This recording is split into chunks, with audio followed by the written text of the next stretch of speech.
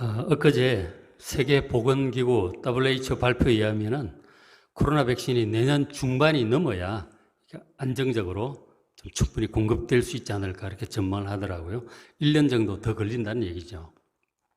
그리고 어떤 학자는 코로나의 영향력이 단기간에 끝날 것 같지 않고 5년에서 10년까지도 갈 것이다. 그렇게 예측도 하고, 또 어떤 학자들은 2, 3년마다 아마 새로운 이 바이러스가 계속 나올 수 있다. 제가 이렇게 전망도 하고 있더라고요. 아무튼 앞으로의 상황은 쉽지 않은 것 같아요. 그래서 앞으로 이제 세상이 이제 직장도 그렇고 학교도 그렇고 교회도 그렇고 점점 이제 비대면으로 변화될 것이다. 거기에 대한 대비가 필요하다. 그런 얘기들을 하고요. 그리고 또 종종 우리가 주변에 그런 얘기를 듣죠. 이 코로나 사태는 하나님의 심판이다. 회개하라. 그런 메시지들을 여기저기서 듣게 됩니다. 자, 이런 상황에서 과연 우리 하나님의 자녀들은 어떤 마음으로 어떻게 살아야 할 것인가 고민을 하게 되죠. 그래서 오늘 본문 말씀해 보시면 고린도전서 10장 11절에 그들에게 일어난 일은 본보기가 되고 또한 말세를 만난 우리를 깨우치기 위하여 기록되었다. 이렇게 말씀을 하셨어요. 그러니까 이 전에 일어난 일이라고 하는 것은 바로 이제 성경에 기록된 이 과거의 사건들을 얘기하는 거예요. 출애굽한 이스라엘 백성들이라든지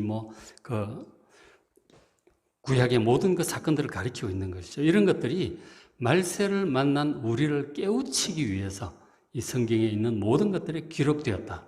이렇게 말씀을 해요.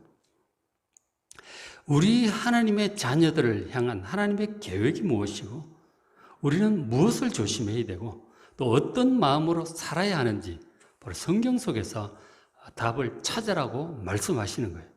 우리의 길을 위해서 기록되었다고 하시는 거예요. 그래서 우리가 정말 살아가면서 중요한 것은 지금 우리가 처한 상황이 어떤 상황인가? 어떤 상황인가? 그리고 우리는 지금 어디로 가고 있고 어디쯤 가고 있는가? 우리 자신에 대한 이 객관적인 인식, 하나님의 시각에 비추어 우리의 상황을 바르게 인식을 하는 것이 정말 중요합니다. 아까 영상도 보셨지만 제가 해군에서 복무를 했었어요. 우리 이시봉 장로님도 해군에서 복무를 하셨는데 해군에서 복무를 할 때 제가 구축함을 탔었는데 구축함을 타고 출동을 이렇게 나가요. 나가서 한 두 달 정도 이렇게 서해상을 이제 공해상을 돌아다닙니다. 그러면서 이제 바다를 경비를 하는데 다니다 보면 사방에 섬도 하나도 안 보여요. 그런 바다를 이제 계속 떠 있는 거죠. 공해상에서 계속 왔다 갔다 합니다. 그렇게 하고 있는데 만약에 다니고 있는 우리 배가 지금 어디로 가고 있는지 아마 제가 몰랐다면 굉장히 불안해 했을 거라고요. 이러다가 그냥 떠내려가는 거 아닌가 그런 생각이 들 수 있죠. 그런데 다행히 우리 배에는 아주 유능한 항해사가 있었고 그리고 함장이 있었어요. 그래서 그분들을 믿기 때문에 배의 위치를 정확히 알고 정확히 다니고 있는 거예요. 그리고 언제 돌아갈지 정확히 계획하에 하고 있기 때문에 이제 그분들을 믿고 마음 편안하게 나는 이제 내 일을 하는 거죠. 배 안에서. 그래서 이제 잘 우리는 항해 임무를 마치고 정해진 기간에 또 무사히 진해항으로 귀향할 수 있었습니다. 항해를 할 때 진로를 정확히 한다는 것이 그렇게 중요한 거예요. 자, 성도 여러분, 우리 인생의 항해 진로를 정확히 알 수 있는 것은 바로 하나님의 말씀임을 믿으시길 바랍니다. 지금 해도를 보고 운항을 하고 있는데 우리 인생의 바다를 항해할 때 우리가 바라볼 해도는 바로 성경 말씀임을 여러분 기억하시길 바랍니다. 자, 성도 그러면 우리 인생이 어디로 항해하고 있는지 아십니까? 귀향지가 목적지가 어딘 줄 아십니까? 그것을 아셔야 돼요. 그것을 모르면은 그 배는 그냥 표류하는 거죠. 우왕좌왕하는 거예요. 그래서 목적지를 정확히 하는 것이 가장 중요합니다. 우리 인생이 도달할 항구요 목적지는 바로 우리 구원의 완성이 이루어지는 완성이 이루어지는 영원한 하나님의 나라임을 믿으시길 바랍니다. 그것이 우리 인생의 귀착지예요. 그런데 이제 이렇게 살펴보시면 청년들 같은 경우에 자기 인생의 목적지를 멀리 못 보니까 일단은 대학 입학에 두기도 하고 혹은 취직에 두기도 하고 좋은 배우자와의 결혼에 두기도 합니다. 그걸 인생의 일단은 목적지로 삼고 그냥 더 이상 생각할 것도 없는 거죠. 열심히 달려갑니다. 그러다가 이제 그 기간을 지나서 작년이 되면 직장에서의 성공에 목표를 두고 달려가기도 하고 더 조금 나아가면 평안한 노후를 목표로 두고 그렇게 열심히 수고하고 달려갑니다. 그러나 여러분 알다시피 제가 말씀드렸던 그 모든 것들은 우리 인생의 중간중간에 들러서 가는 지점에 불과합니다. 들러서 가는 거예요. 다 목적지가 아니다 하는 것이죠. 우리 인생의 최종 목적지는 영원한 하나님의 나라임을 잘 아시고 그 방향으로 잘 항해해 가시길 바랍니다. 고린도전서에서도 그것에 대해서 분명히 말씀을 해요.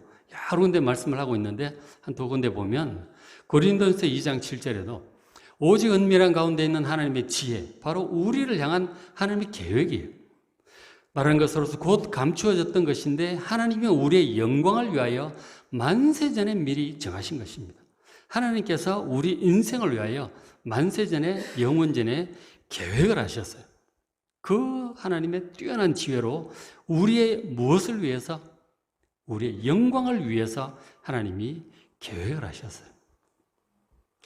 우리의 영광이 무엇일까요? 이 우리의 영원한 영광을 위해서 하나님께서 계획을 하신 것입니다. 21절에 그 뒤에 3장 21절 보시면 그런즉 누구든지 사람을 자랑하지 말라. 만물이 다 너희 것이라고 또 그렇게 말씀을 하셨어요. 그러니까 하나님께서 우리의 영광을 위하여 만물을 소유하고 왕으로 다스릴 우리의 영원한 영광을 위하여 하나님께서 예비하신 것이 바로 우리 구원의 계획입니다.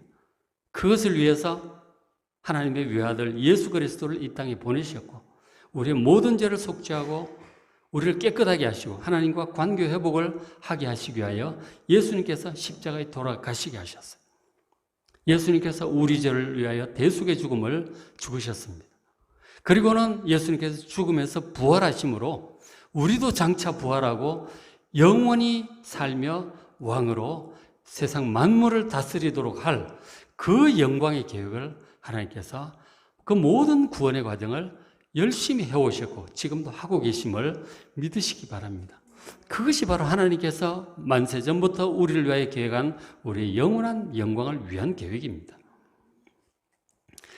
그래서 우리가 주님과 함께 만물의 주인으로 영원토록 왕으로 다스리게 될 것입니다.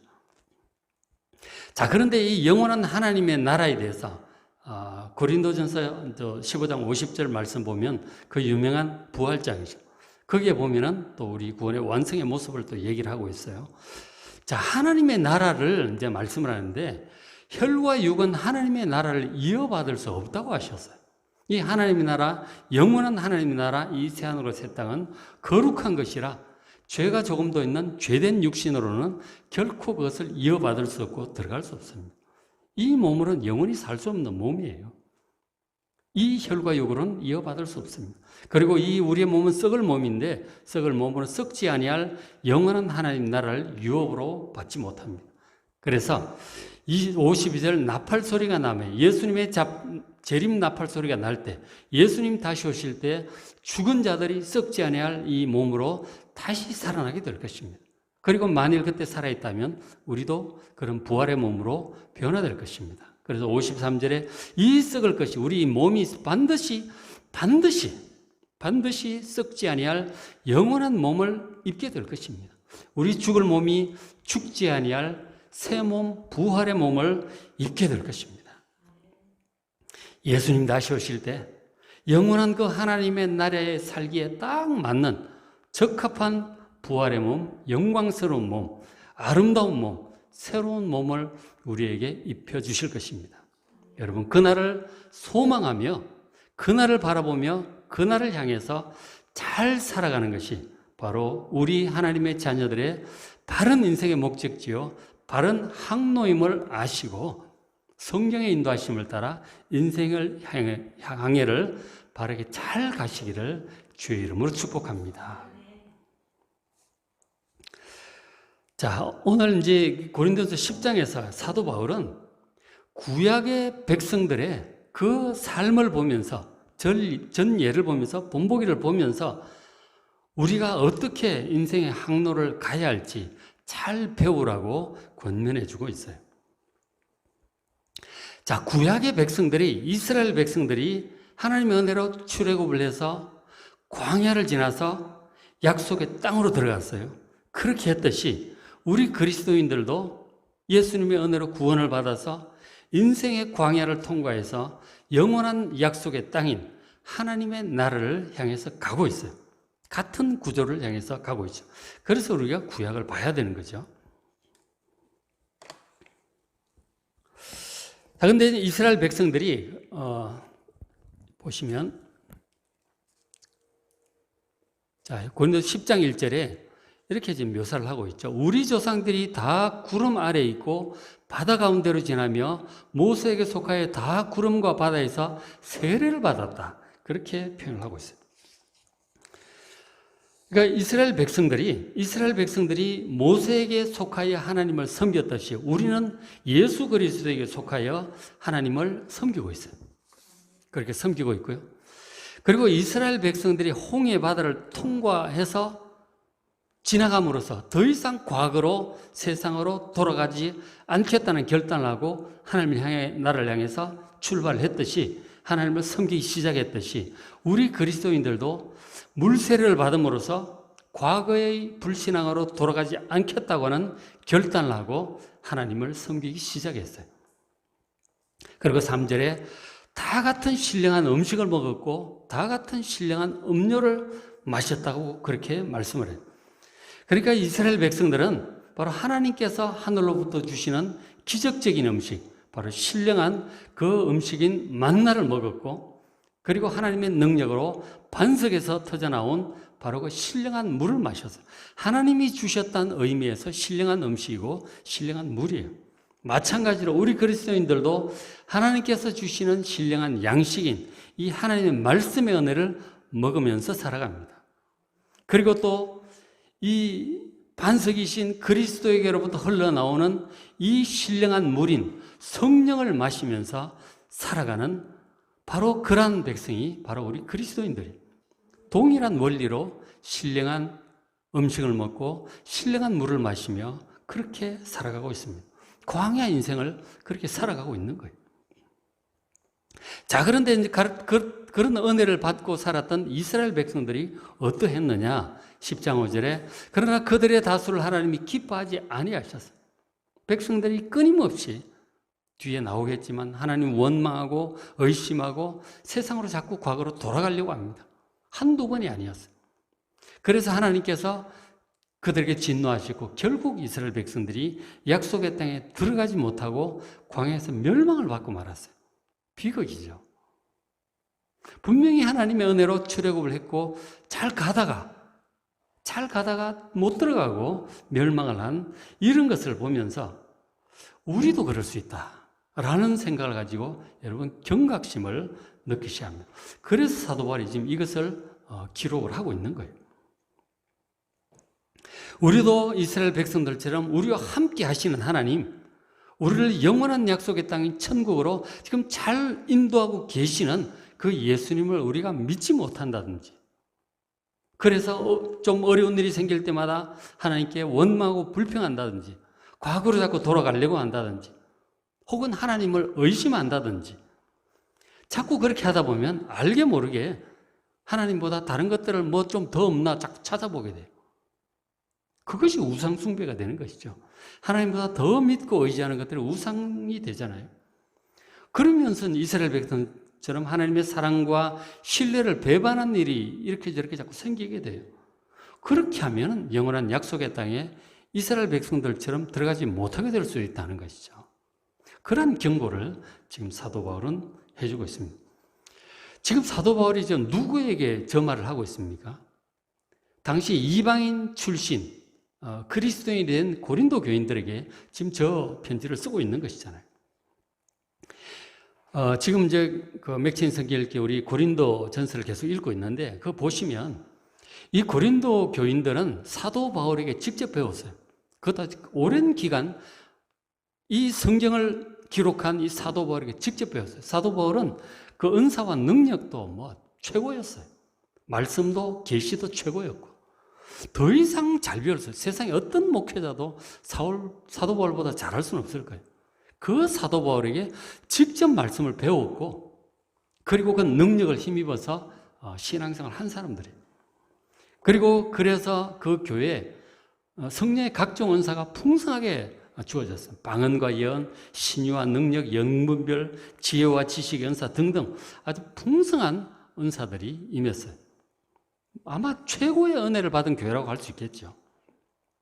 그래서 이 고린도 교회들은 자신들은 확실히 구원받은 사람들이다. 자신감이 넘쳐 있었어요. 그게 이제 나중에 더 심해서 교만에까지 가게 됐고, 어쨌든 자기들은 확실하게 구원받았고 믿음으로 잘 서 있다고 하는 확신에 가득 차 있었어요. 고린도 교인들이. 뭐 객관적으로 보면 그럴 수도 있지 않겠어요? 그런데 사도 바울이 또 다른 데 복음을 전하러 떠나잖아요. 떠난 이후에 또 하나님 말씀을 또 가까이 하고 듣고 하기를 게을리합니다. 또 육신적으로 세상적으로 돌아가는 거예요. 그러니까 우리가 아무리 신앙 훈련을 잘 받고 해도 지속적으로 하나님 말씀을 듣고 읽고 기도하지 않으면 고린도 교인처럼 되는 거예요. 너는 누구도 자기 신앙에 대해서 그렇게 자신할 수 없는 거예요. 그런 말이 있잖아요. 제가 몇 번 말씀드렸지만 아무리 목사도 한 서너 달 교회 안 다니고 신앙생활 안 하면 불신자 될 수도 있다고 그렇게 얘기를 해요. 믿음이라고 하는 게 그렇습니다. 지속적으로 기도하지 않으면 의심이 들어오고 세상적인 풍조가 들어오고 육신을 따라서 가다 보면 믿음이 점점 희미해지고 그러면 이런저런 일에 자꾸 이제 하나님 기뻐하지 않는 일로도 발을 들여놓게 되고 마음이 점점 멀어져 가는 것이죠. 그 사단도 가만히 있지 않거든요. 우리 마음에 의심될 만한 것들을 자꾸 던져놨습니다. 자꾸 그런 것들을 받아들이고 묵상하고 그러다 보면 점점 하나님 떠나가는 것이죠. 그래서 이스라엘 백성들처럼 될 수 있다고 지금 고린도 교인들에게 사도 바울이 직접 경고하고 있는 것입니다. 누가 자기 신앙에 대해서 그렇게 자신을 가질 수 있겠습니까? 우리가 지금 코로나 사태로 이제 현장 예배를 함께 드리지 못하고 집에서 가정에서 예배를 드리다 보면 점점 자꾸 해이해지잖아요. 교회에 오는 것처럼 교회 올 때 여러분 생각해 보시면 막 씻고 옷을 제일 깨끗한 옷을 갈아입고 오는 길 자체가 벌써 예배를 준비하는 경건한 마음으로 오는 거예요. 그리고 와서 함께 경건한 마음으로 서로서로 영향을 받으면서 정성을 다해 신령과 진정으로 예배를 드리게 되죠. 그런데 가정에서 예배를 드리다 보면 소파에 앉아서 이렇게 길게 앉아가지고 뭐 TV 보듯이 그렇게 될 수 있는 것이죠. 해이해질 수 있다는 것입니다. 이런 것이 아까도 초대에 말씀드렸지만 이 코로나 사태가 뭐 언제 이게 온오프가 반복될지 몰라요. 결국은 우리가 하나님 앞에 바로 서야 된다는 거죠. 바로 서지 못하면 우리가 남들의 의지에서 목사님들의 의지에서 주변의 믿음 성도들 분위기에 의지해서 이렇게 신앙생활 하다가는 스스로 믿음을 유지할 제가 전에도 설교했듯이 신앙의 자가 발전이 안 되면 언제 어떻게 이렇게 신앙이 쓰러져 갈지 몰라요. 정말 우리의 믿음을 하나님 앞에서 테스트 받는 기간일 수 있어요. 정말 중심에 바른 믿음을 가지고 있는가? 주변의 사람들 영향으로 그냥 그렇게 휩쓸려 가고 있었는가? 내 중심으로 혼자 광야에 서게 될지라도 하나님을 향한 바른 믿음을 내가 중심에 가지고 있는가? 살피고 훈련하는 그러한 기간으로 삼으시기를 주의 이름으로 축복합니다. 어쨌든 이 고린도 교인들은 사도 바울 그렇게 자신감이 넘쳤는데 사도 바울이 떠난 후에 점점 이제 말씀도 이제 약해지고 좀 안 보고 세상적으로 육신이 흘러가죠. 그렇게 하다 보니까 서로 이제 파당을 짓고 막 싸우게 됩니다. 무슨 바울파다, 뭐 아볼로파다, 무슨 게바파다, 그리스도파다 막 파당을 짓고 싸우고 인간적으로 변해가는 것이죠. 겸손하게 섬기는 이런 것이 아니고 자기 주장을 하게 되고 자기가 옳다는 거예요. 자꾸 이제 파당을 짓게 되죠. 이 교만 때문에 그렇게 되는 거 아니에요. 그렇게 하다 보니까 성도들끼리 세상 법정에 소송도 막 가게 됩니다. 재판도 가게 되고, 또 심지어 자신의 그 젊은 자신의 계모, 아버지의 후처가 되겠죠. 젊은 계모와 간음을 하는 그런 일들까지도 있었어요. 그걸 교회에서는 또 냅둡니다. 또 어느 누구 책망하는 법도 없고 치리하는 법도 없고 그러면 퍼지지 않겠어요? 당시 이제 성적으로 지금보다는 좀 지금도 만만찮게 물러나지만 당시 로마 시대도 대단했거든요. 동성애도 굉장히 많았고 그런 시대였습니다. 그러니까 고린도도 워낙 이제 그런 도시거든요. 이방 신전도 많고 그런데 그 영향을 받는 것이죠. 이게 그리스도인이 맞나 싶을 정도로 이렇게 변질되어 가는 거예요.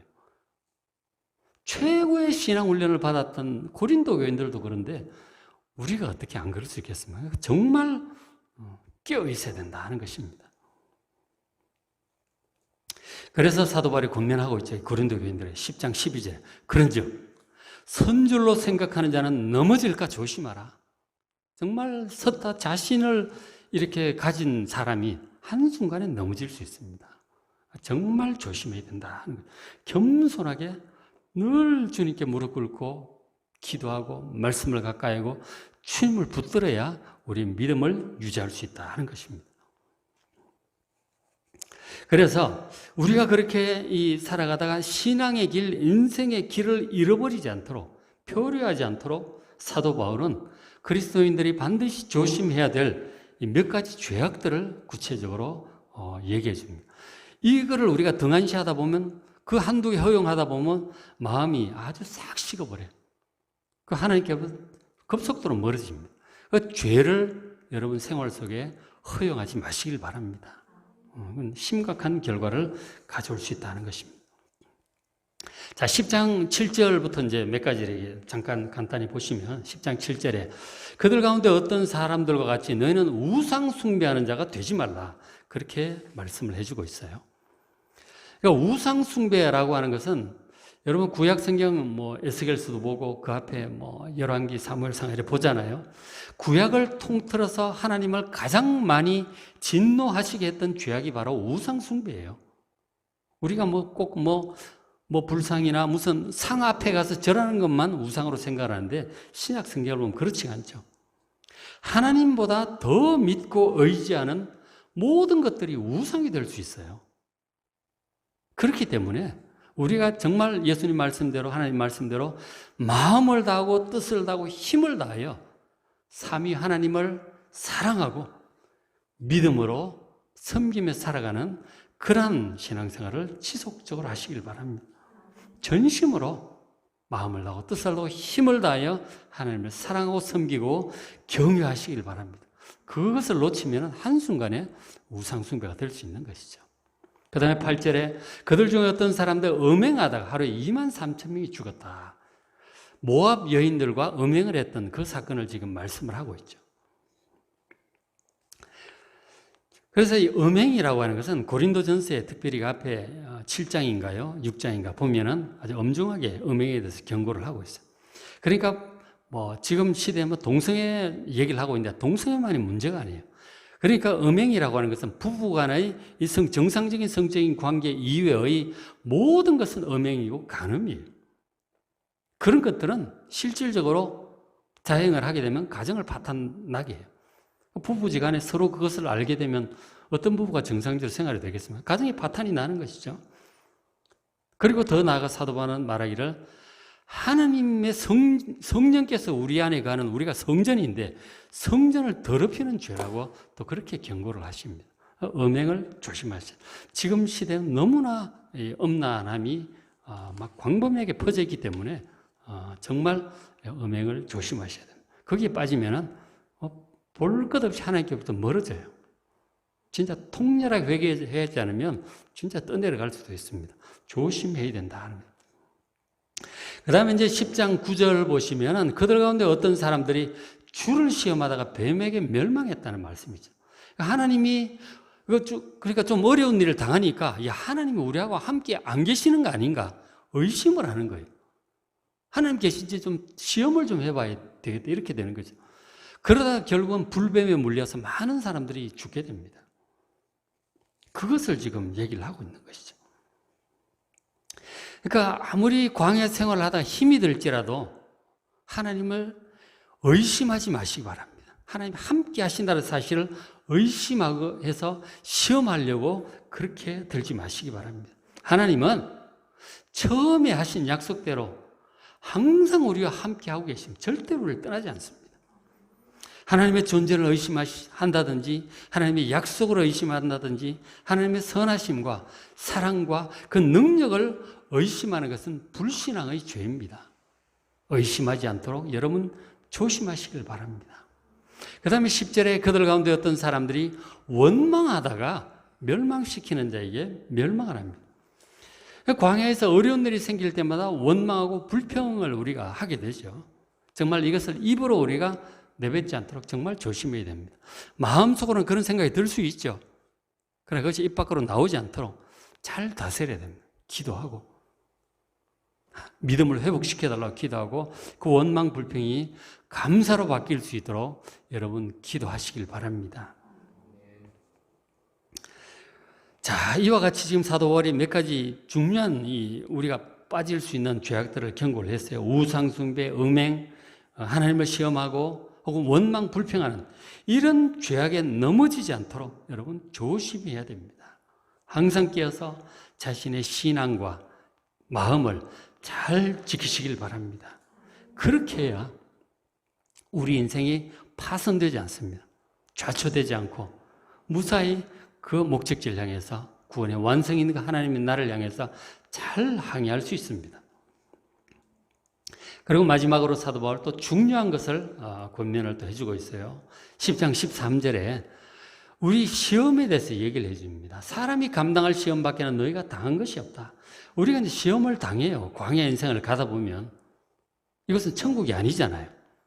그 우리 속에 죄의 뿌리도 있고 세상에 또 하나님을 대적하는 많은 악인들도 있어요. 그리스도인들을 싫어하는 사람들도 많이 있습니다. 우리도 연약하고 실수를 합니다. 가끔 넘어지기도 해요. 죄 가운데 빠지기도 하죠. 그럴 때가 있단 말이에요. 그게 이제 우리가 시험을 당하는 것인데 이 시험이라고 하는 것은 악이 가득한 세상에서 사탄이 우리를 유혹해서 넘어지게 하는 거예요. 우리 속에는 뿌리가 있는데 그것을 사탄이 막 떠미는 거예요. 잡아 끌고 떠밀어서 넘어지게 하려고 하는 것입니다. 에덴 동산에서 있었던 사탄의 그 유혹, 시험을 보면 알죠. 속에 물론 교만함과 욕심이 있어요, 사람 속에. 근데 사탄은 그것을 자극을 하죠. 그렇게 하라고 막 떠밀고 자꾸 막 충동질을 합니다. 근데 그것이 하나님 뜻에 합당하지 않다면 과감히 예수 이름으로 물리쳐야 됩니다. 물리쳐야 되는 것이죠. 그게 시험인데, 근데 이제 이 세상은 어차피 이제 그런 것들이 많아요. 많은데, 우리가 그런 것이 많은 광야를 통과해서 지금 가야 돼요. 가야 되는데, 하나님께서 그런 상황을 다 지켜보고 계세요. 우리를 도와주시고 깨우치시고 인도하시는데, 어쨌든 우리는 어쩔 수 없이 죄 많은 이 세상을 통과해서 가야 되거든요. 가야 되는데, 하나님께서는 그 모든 상황을 잘 선용하셔서 우리를 연단시키시고 지혜롭게 하시고 강하게 우리를 성장시키고 계심을 믿으시길 바랍니다. 하나님께서 모든 것을 다 합력하게 사용을 하고 계세요. 선용을 하고 계신다고요. 결국 우리를 그런 모든 과정을 통해서 주 예수님을 닮아가는 그런 하나님의 자녀다운 그런 자녀로 우리를 변화시켜 나가고 계시는 거라고요. 우리가 어차피 이 죄만한 광야 세상을 통과를 해야 되는데 그 과정을 통해서 하나님께서 우리를 그렇게 온전한 하나님의 자녀로 성장 변화시켜가고 계시는 거예요. 그 일을 하고 계시는 하나님을 믿으셔야 되는 거예요. 이 시험에 대해서. 그래서 우리가 당하는 시험에 대해서 사람이 감당할 그 정도 수준 이상으로는 하나님께서 허락치 않는다는 거예요. 우리가 감당할 시험 밖에는 너희가 당한 것이 없다. 우리가 감당할 수 있는 정도까지 허락을 하세요. 그 이상은 허락지 않습니다. 우리가 감당 못해서 허리가 꺾이고 그냥 완전히 뻗어버릴 정도의 시험은 하나님이 막으세요. 그리고 여러분 욥기 보셔서 아시잖아요. 사탄에게 허락을 하실 때도 욥의 몸에는 손을 대지 말라. 두 번째는 생명에 손을 대지 말라. 욥의 믿음을 보고 그렇게 하시는 거예요. 우리가 감당할 수 있는 만큼 하나님께 정확히 알고 계세요. 무게를 정확히 측정을 하신다. 하나님 믿으셔야 돼요. 시험이 온다 할지라도 감당할 수 있는 그 범위 내에 허락하심 믿고 좀 힘들어도 최선을 다해서 감사함으로 감당하시길 바랍니다. 그러니까 하나님 믿으신 분이라 믿음직한 분이에요. 그래서 너희가 감당하지 못할 시험 당하는 것을 허락지 않습니다. 막으세요. 철저히 막으세요. 그러니까 우리가 오는 시험은 감당할 범위 내의 시험이에요. 그러니까 용감하게 최선을 다해서 하면 분명히 이길 수 있습니다. 다 이길 수 있게 되어 있어요. 그렇지만 우리가 몸으로 느끼기에는 마음으로 느끼기 쉽지는 않을 거예요. 쉽지는 않지만 분명히 감당할 범위 내임을 믿으시기 바랍니다. 혹 여러 가지 상황 속에서 불가피하게 하나님께서 이제 그런 것을 허락하실 때가 있어요. 이건 감당 못할 상황으로 이제 가게 되면 하나님께서 다른 길을 열어주신다는 거죠. 결국은 다 감당할 수 있게 하시는 거예요.